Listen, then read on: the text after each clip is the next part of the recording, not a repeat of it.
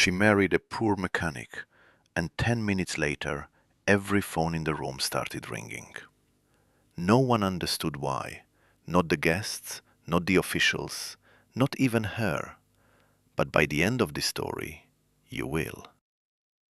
"Are you sure?" the registrar asked one last time. She didn't answer. Her fingers tightened around the pen until her knuckles turned white. The room smelled like old paper and quiet judgment. Then she signed. Clara Vaughn, heiress to one of the most powerful financial empires in the country, had just married a man in worn-out boots, a mechanic. Someone people like her were never supposed to even notice. Soft laughter rippled behind her.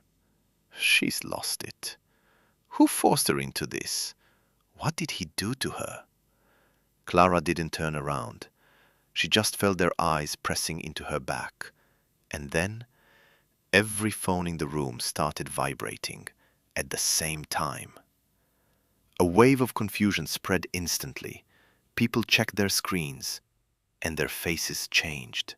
Shock, disbelief, fear. Something massive had just happened in the financial world. A hidden force, a name erased for years, had suddenly come back. Clara didn't look at her phone. She looked at her husband, at the calm way he signed his name. Ethan Cole. No hesitation, no emotion, no explanation. She didn't know it yet, but he was the reason every phone in that room was ringing. Clara had grown up in a world where everything had a price. Her family's company wasn't just a business, it was a kingdom, and she was part of the currency. When her father called her into his office that morning, she already knew something was wrong. "The company's collapsing," he said. No drama, no hesitation, just facts. Bad investments, broken deals, vanishing partners. 6 weeks, that's all they had left. "There's one solution," he added. And that's when silence. "You marry him." She let out a quiet breath. "You want me to marry a stranger? To save a dying company?" "No," her uncle said calmly. "We want you to be practical." "Who is he?" A pause.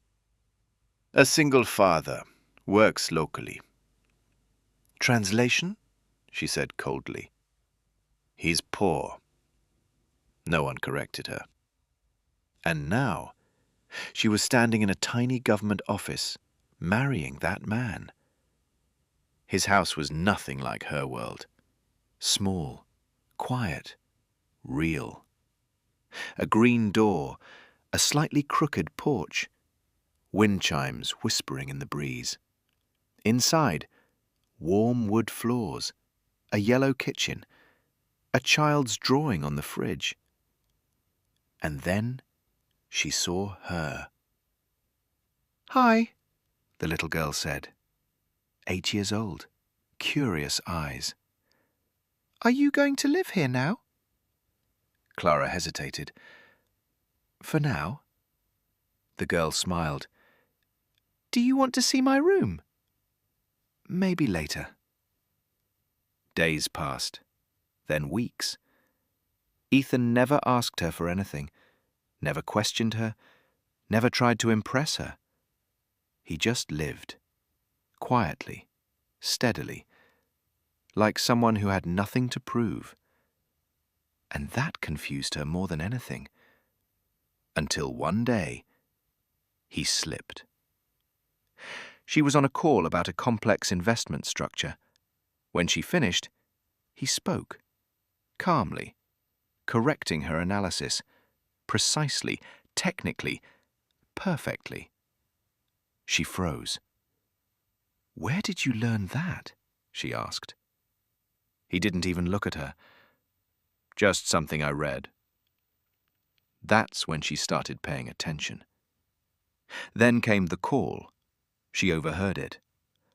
"Hold the Singapore position. Walk away from the acquisition." They're hiding liabilities. This wasn't a mechanic talking, and later that day, that exact deal collapsed. Something didn't add up. Then everything fell apart. Her family's company was attacked, crushed from every side. By evening, it was over. Or at least, it should have been. That night, for the first time in years, Clara was afraid. Not of losing money, but of losing everything she thought defined her. Ethan sat across from her, 2 cups of tea between them, silent, calm, present. "It's going to fall," she whispered. He nodded. "Sometimes things do." She looked at him. "Is that supposed to help?" "No," he said. "It's just true."